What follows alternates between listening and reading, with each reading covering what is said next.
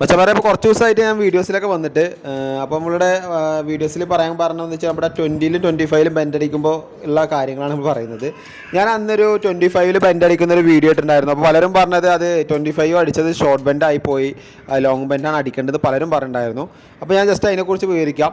ഇപ്പോൾ ഞാനിവിടെ 20-ൽ അടിച്ചിരിക്കുന്നത് ഇപ്പോൾ ലോങ് ബെൻഡാണ്. അതായത് ഷോർട്ടായിട്ടുള്ള ബെൻഡല്ല, ലോങ് ആയിട്ടുള്ള ബെൻഡ്. നമ്മൾ സാധാ ബെൻഡിനെ പോലെ അല്ല, ഒരു ലോങ് ബെൻഡായിട്ട് വയറൊക്കെ സിമ്പിളായിട്ട് പോരും.